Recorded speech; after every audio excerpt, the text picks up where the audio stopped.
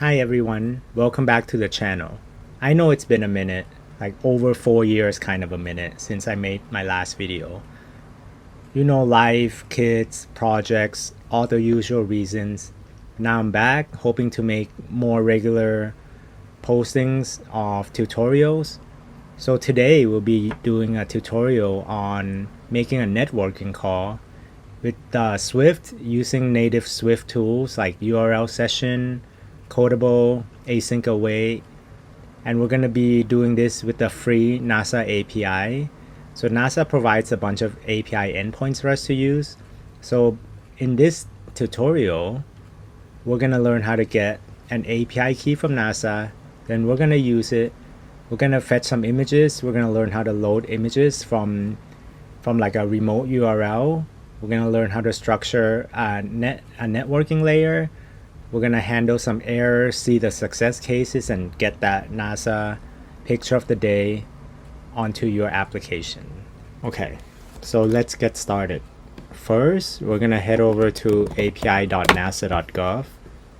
So on this site, NASA provides a bunch of free APIs for us to use. So we can browse the APIs that we can use for free. But in order to do that, we're going to need to sign up for an API key.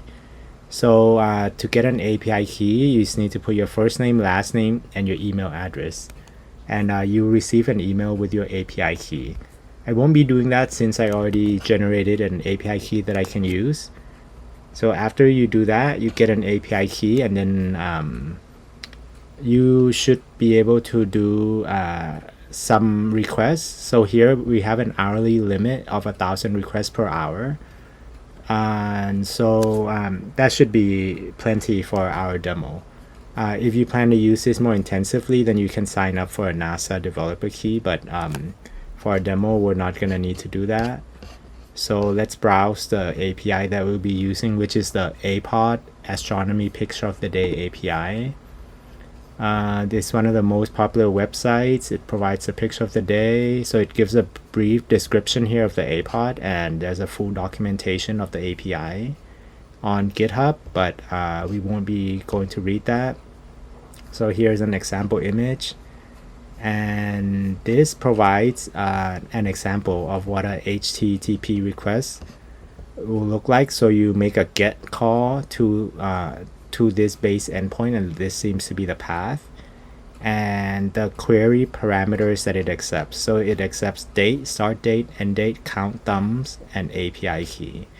And they give us an example query on http api.nasa.gov/planetary/apod, and then this is where your query starts.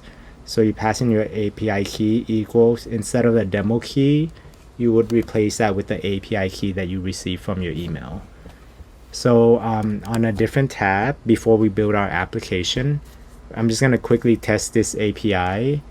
So to quickly test our API before we build the app, we're just going to search online for API online testing tool.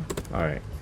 So we have Postman. I already have Postman, but then it requires you to install an app. So we can probably find something online that we can do. So this site is HTTP IE or HTTPie for web.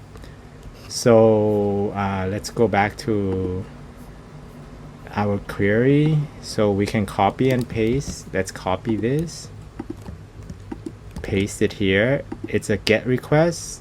So we can leave that on GET, and so this is the base URL, the path, and now we need the demo key. So the demo key, you will just replace that with an API that you received from your email. So I'm just gonna copy and paste my own API key in here.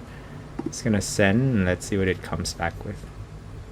So it comes back with a JSON with a few things called copyright, with a few keys: copyright, date, explanation, HD URL, media type, service version, title, and URL. So you can copy this. There's another site that I like to use, or I'm just gonna search for it too. Let's say JSON viewer. and I just click on the first one here, JSON viewer.stack.hu. So I click on this, I paste in the text, and then in the viewer it gives me a visual representation. This is not a complex JSON, so it just has a JSON with a bunch of like key value, but it helps in a more complex JSON. Let's say you have like arrays of like different JSON inside, so it's helpful in that way. But in this case, it's pretty simple JSON, so you probably don't need this. And another tool I like to use is called QuickType. QuickType, what it does is it converts a regular JSON into a programming language of your choice. So since we're working with Swift, we're just going to copy this JSON here, and it's going to build a model for you. So you paste this here. So it builds the model of, I mean, a lot of AI tools would be able to do this for you too. I just used to using QuickType.io.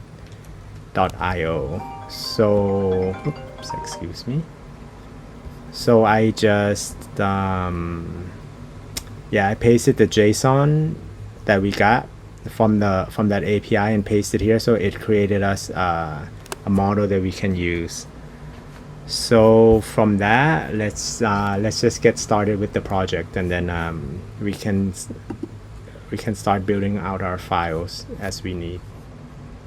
So let's get started building our application. So we're gonna create an app. We're gonna call it NASA APOD, and interface will be SwiftUI, and the language will be in Swift. So I'm just gonna create that on my desktop. This is a couple of files that the app provides for us to start off. The app file and the content view. So here, since we already got the model, so we're just gonna create a new Swift model. Here we can do this. Let's create a new group. Just for good practice, new group is going to be called model. Actually, you can go in here. And our model is going to contain this here, which is the APOD model that was created for us by QuickType. So we're just going to copy this.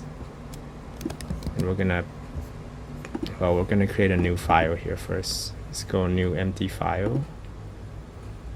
New empty file, it's going to be called apod.swift. We can make it like that since that model was like that. So import foundation. So that's the model that was created for us by the QuickType service. And then from there, we're just going to look at a couple of things. So APOD conforms to Codable. And in this coding keys, so what the coding key does is, like, for example, if this coding key enum was not here, whatever the API passes back is gonna be directly converted into this text here. So for example, let's look at our JSON that we're getting back. Copyright is spelled exactly the same way as our model. Let's see if we can minimize that somehow. There's that. So you can see that copyright is spelled the same way, date is spelled the same way, and explanation is spelled the same way. And there's HD URL, media type, and service conversion. But notice that media type here has a media underscore type. But in Swift, so media underscore type is called snake case. So on a lot of times on the backend servers, the convention would be snake case, but in Swift the convention is camel case, which means your first letter of your variable name is lowercase, and then if it's a new word that goes with that word, it's going to be capitalized. So like in this case, media type, so the T is capitalized, service version, the V is capitalized. So it's different conventions for the back end and the front end. So in order to match that, since we're not gonna compromise by also doing snake case, we're still gonna keep this as camel case, but this coding key allows you to convert the key that's passed back, which is media underscore type, into the camel case version, which is media type, and the same thing with the service version. So that's just a quick explanation of what it did. And yeah, QuickType was smart enough to do that for us. All right, and now we're going to do the networking part, which is the main part of this demo. So we're going to create a new file or a new folder for now. We're going to call this folder networking, and we're going to create a new empty file, and we're going to call this one NASA network or NASA service.swift. So this file is going to handle the network error, and it's going to be the one to make the network call and to handle the data coming back. So in the service, we're gonna start with importing the foundation, and then we're gonna have an enumeration to handle the network error, which is a type of error. So we're gonna have 3 different cases. We're gonna have case invalid URL, and then we're gonna have invalid response. Wow, this is very smart. Invalid response, and then we're also gonna have another error, which is decoding failure.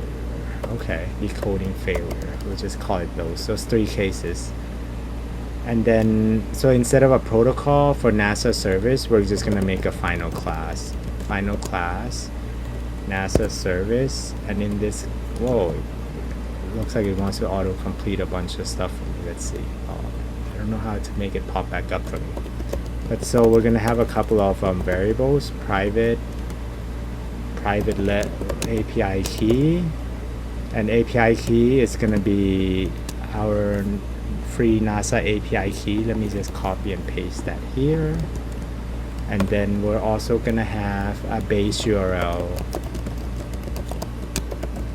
So base URL is going to be this one. We're not gonna go into where we do a base URL and a path, since this is already here. For the sake of the simplicity of the demo, we're just gonna call this whole thing our base URL. Base URL, there's that. And then from here we're gonna create a function called fetch APOD, and this function is gonna be an asynchronous function, so it can throw some error. So it will throw like one of these network error in case something happens, and it's going to return us an APOD, which is the model that we've created here in the model type APOD. Okay.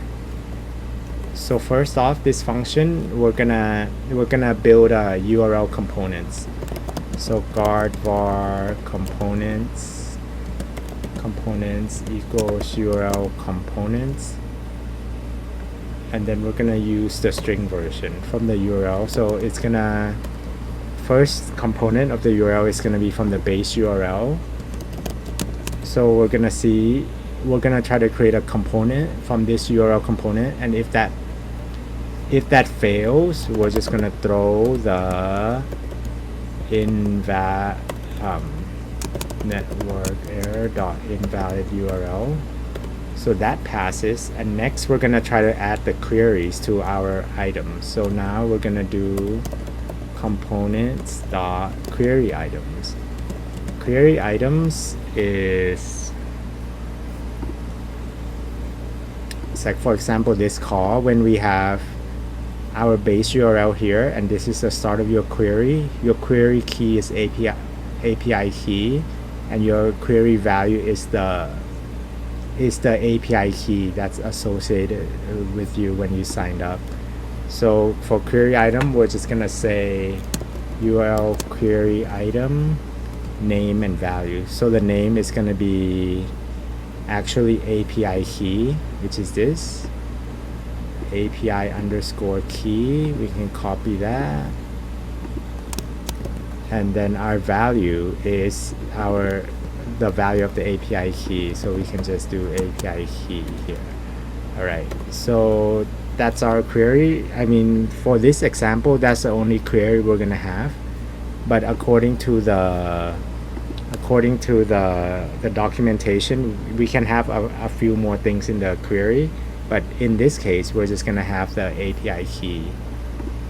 All right, let's go back here, and then next we're going to make sure our URL is still valid, so we're going to do another guard-let guard. Oh wow, this is such good completion. It basically typed everything for me. Okay, let's leave that for now. Just go over this. So guard-let URL equals components.url else network error dot invalid URL. So it's just making sure that the components that we've kind of like stitched together is still valid. So after that, we'll do this. We'll let it complete for us. So this one, we're gonna, instead of the underscore, we're gonna do response, because we're gonna need this later. The underscore is if we don't need it, we can ignore the value, but we're gonna need this later. So try await URLSession.share.data is the one actually making the network call from the URL that we've composed here, and the data and the response is so when you see try await here, is the asynchronous version. Before used to be like a callback that we would do something with the data and the response, but this is the async await version of making the call and getting something back from the data and the response. And then from here, we're gonna check that it's also a valid response status. So guard-let HTTP response equals response as HTTP URL response. So this one is just making sure that the response is a valid HTTP URL response, and 200.299. So within the range of 200.299, we want to make sure that the HTTP response here dot status code falls within the range of 200 to 299. This is because in REST APIs, anything that returns from 200 to 299 is considered a success. Anything in the range of 300 to 399 is like redirect, and anything in the 400s is basically client-side error, and anything in the 500s is a server-side error.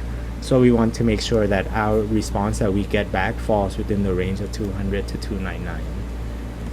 Or else we're just gonna throw one of these error, network error dot invalid response. All right, so we make sure that we get a response, otherwise we throw that.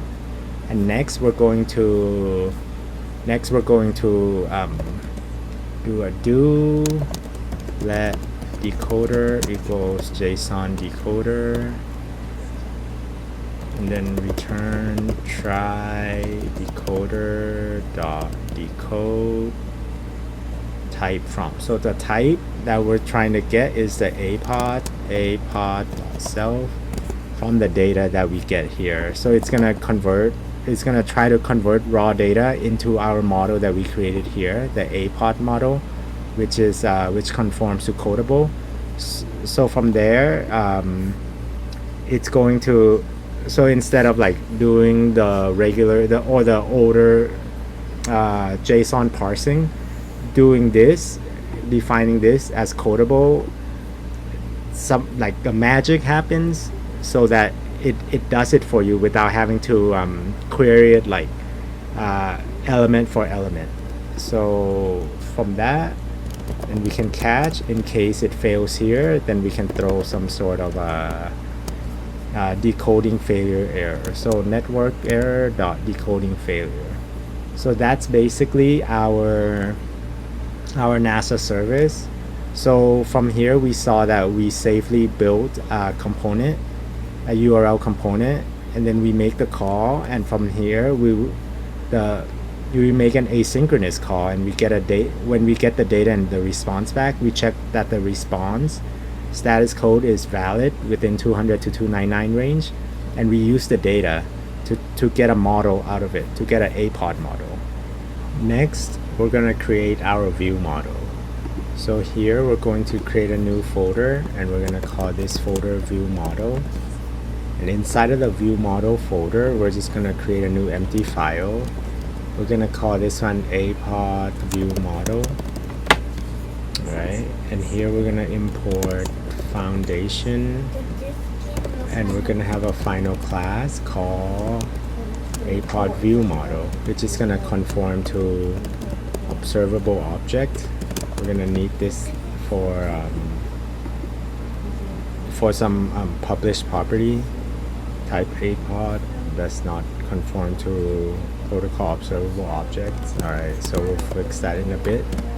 We're going to have a published property called APOD, which is a type of APOD. Okay, and initially we need to import combine, because combine or SwiftUI.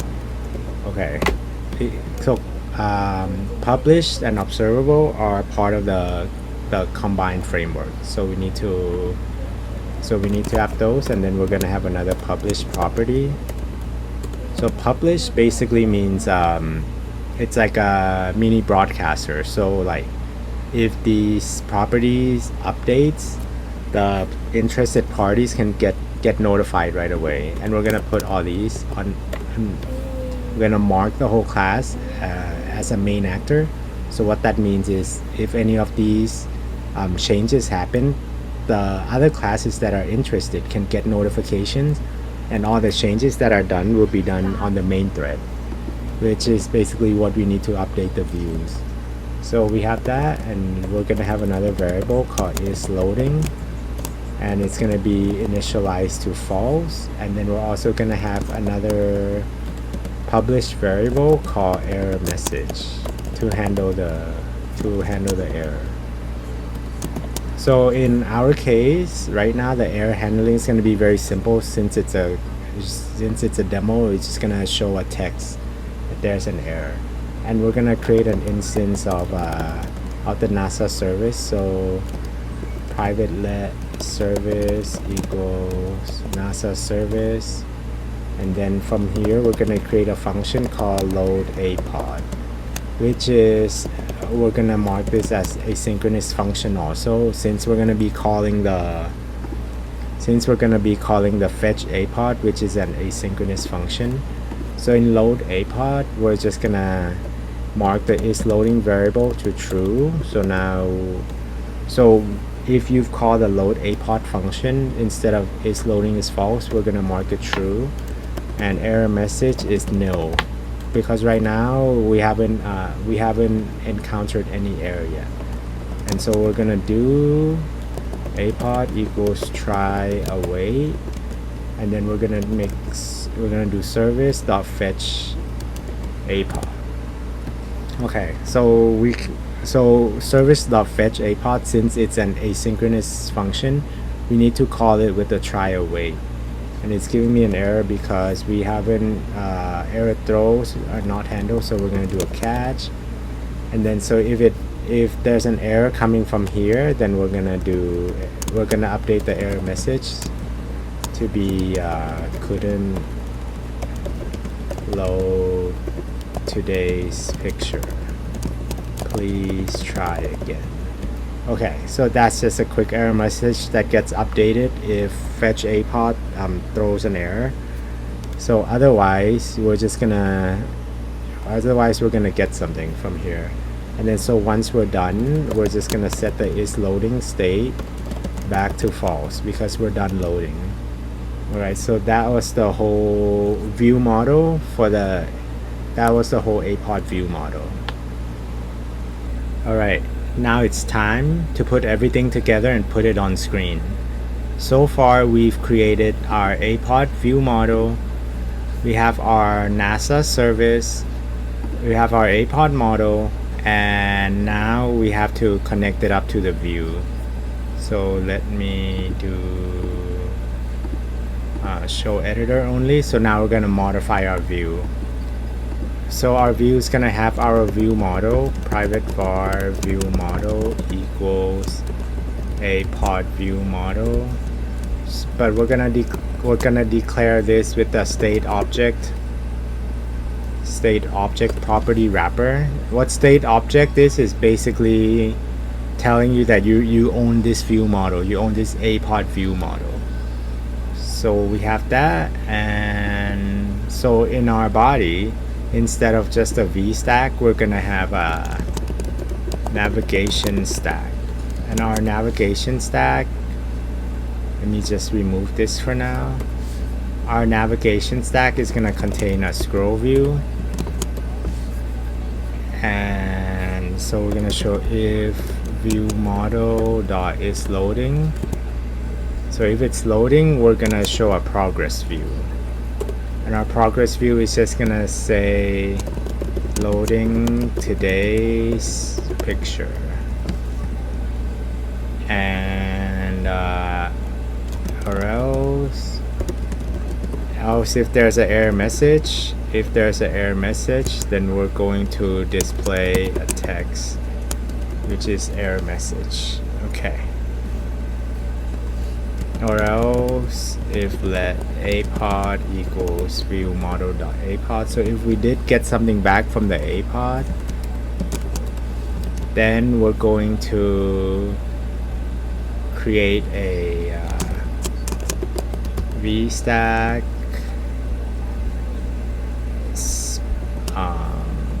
let's do alignment dot leading.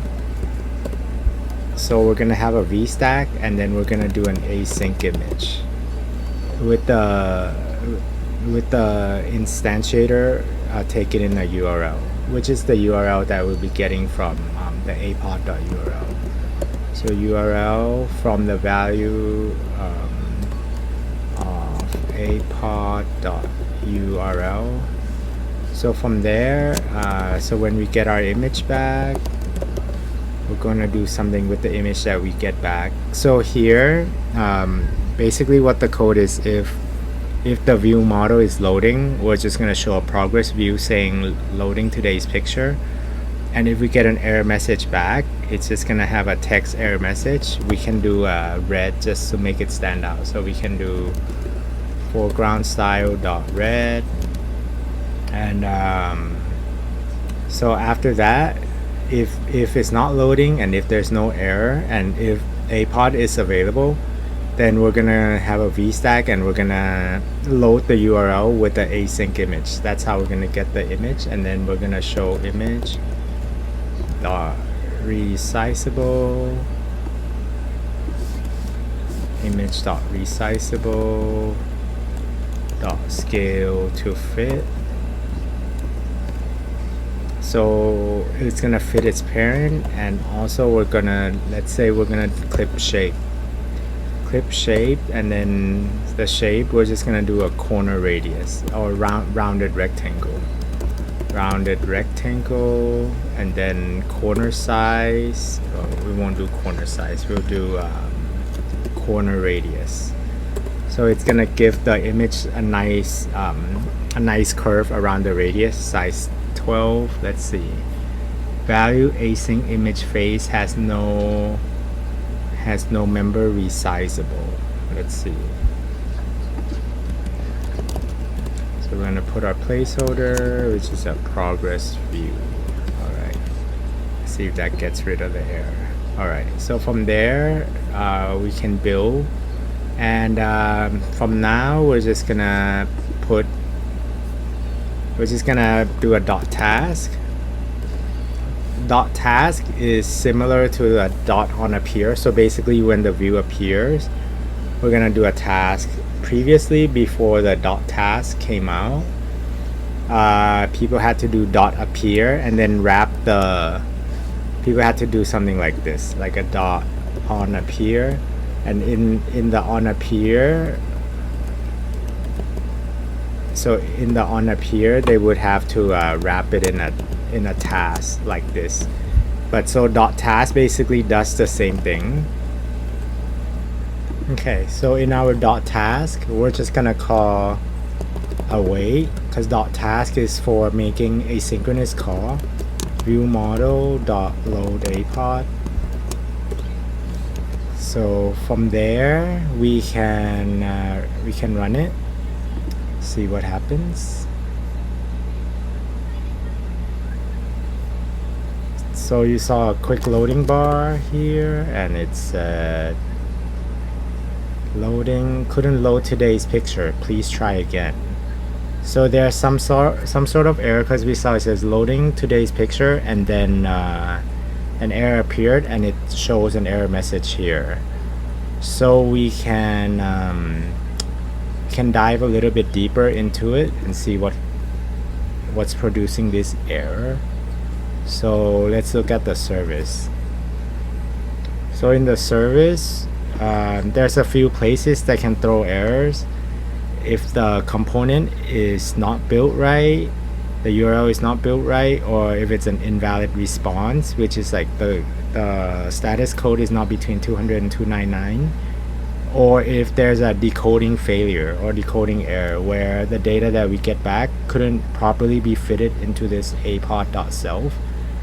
So from our view model, instead of having a generic couldn't load today's picture, we can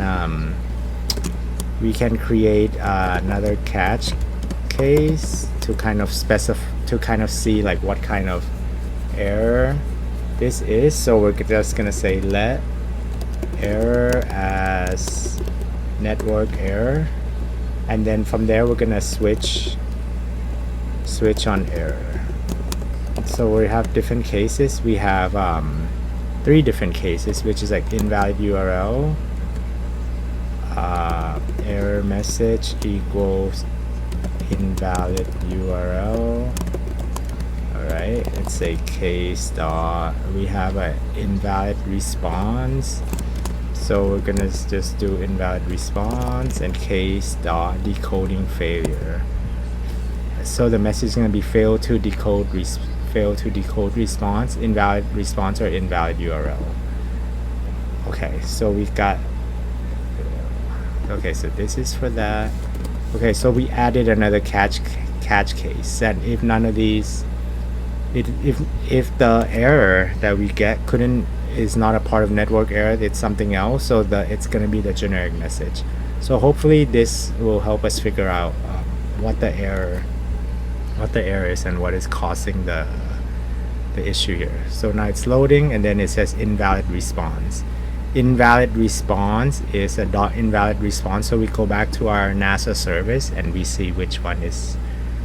So we have a couple of invalid URLs and we have an invalid response. That means the response that we get back here is not so it can fail in a couple places. The response as HTTP URL response, it could have failed here, or it could have failed here where the HTTP response status code is not in the range of 200 to 299. So to debug this, we can break this into 2 separate guard statements. Guard let HTTP response equals response as HTTP URL response, else we're just gonna throw network error dot invalid response. But here we're just gonna do a quick print statement just to log.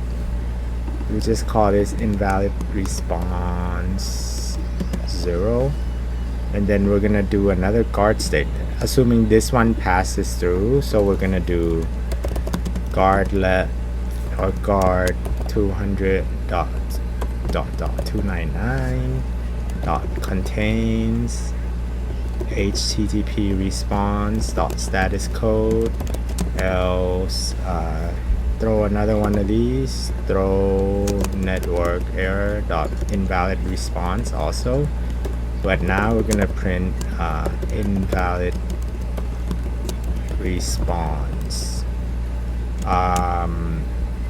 status code not as expected. All right, let's run that and let's see if not response. All right, let's run that again. Okay, loading invalid response. So it says invalid response, status code not as expected. So let's print out what it is. HT. So that means the HT, we did get a response back. Except the response that we got back is not from 200 to 299. So we're gonna just do a quick check of the status code to see what status code is. Status code is, alright, so then we're gonna run it again and see what it is. Okay, loading and invalid response. Status code is 500. Alright, so it's actually a server error. So we're gonna verify with the API testing client. So we have this. We're gonna send off the request, and in fact we do get a status code 500 internal server error. Before it gave us the actual actually a good response. So now we're getting 500, so maybe the server is down. So for the purpose of the demo, let me see if there's another API that I can use that's equivalent.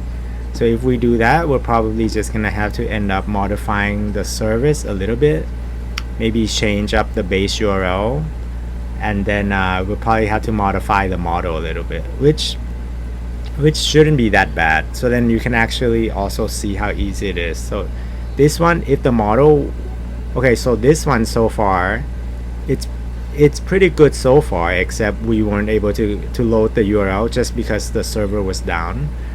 So a quick update, the server came back up. So let's run this and see what it actually looks like. Or let's test it on this first. So it's the same exact request, and now we get a response back. So let's run it on our app and see what it looks like. So again, loading. Oh, now we actually get an image. Okay, so that's pretty nice. Now we actually get an image. So let's fix it up a little bit so that it looks a little bit nicer. So let's take a look at some of the properties that we get from this JSON.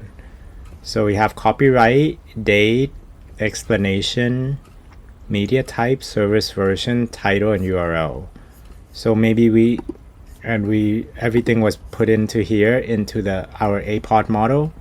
So maybe we can let's say we add a title at the bottom of an image. So let's go to our content view. Under our async image, maybe we can put a text apod.title, update the font. Let's say font is title 2, and let's make it bold. All right, let's run that, and now we get our title, the dust trail of Comet Tempo 2. Okay, let's see if that matches up with this title. The dust trail of Comet Tempo 2. Okay, let's see what other information we get back. We also get the date back. All right, let's say we want to show the date also. So we can just say, let's make another text, apod.date. We'll do another font. This one will make it a caption, and then foreground style we'll do secondary. All right.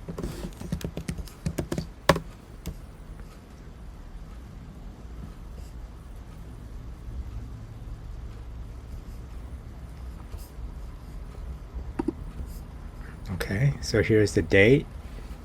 And then it also came back with a long explanation here. Let's say we want to put that underneath our stuff also. So we'll do text apod.explanation.font.body. A font with the body text style. Okay. So run that. And then on the V stack, we'll add a bit of padding because it's a little close to the left. So we'll do that padding. We'll just leave it as default so we don't need to specify any of the sides. Okay, so now it's a little bit, now it's padded on the top, on the left, the right, and on the bottom. Okay, and the last thing for this demo is we're gonna add a navigation title. We're just gonna call this picture of the day, and then let's run this, and that will conclude our demo. Okay, so there's the title, picture of the day. Here's our image loaded in with the async image API, which fetches the image from remote for us, and we don't need to deal with manually caching the image. And here's our text, our title, our date, and our explanation. And you briefly saw when we got a 500 error, we briefly saw that we had an invalid response. And from here, when the server was temporarily down, I can show you another error. Let's say add a 1 for our API key. Let's run this really fast just to show another error path, because we saw the happy path. And now so we have the invalid response, which is coming from here, invalid response. Status code is 403. So invalid response is here because 403 is client-side error. So it was an error based on something that we did, which is our API key. And a quick note about the API key, like let's say in like a real-world project, you wouldn't store an API key on here, because let's say you put this project on GitHub or something and people see your commit history, they can easily see your API key and use it for some other purposes. So what you would probably do is probably either put it in like a xc config where it will normally be excluded with the git ignore, or you would fetch this API key from like a config service or something from the backend, so where this key wouldn't be exposed. But I'm just doing this for simplicity and for the demo purposes. So in this demo we use the NASA service, and there are so many services that they provide for free. Here we use the APOD, but these are all various services that we can use, and all the queries, all the examples and endpoints are here. And the demo key is the same API key that we had used. So we did that. We made our APOD model. We wrote our service. We did our view model and our content view to connect everything up together. So that's it for the demo. Thank you for watching, and we'll see you next time. Bye guys.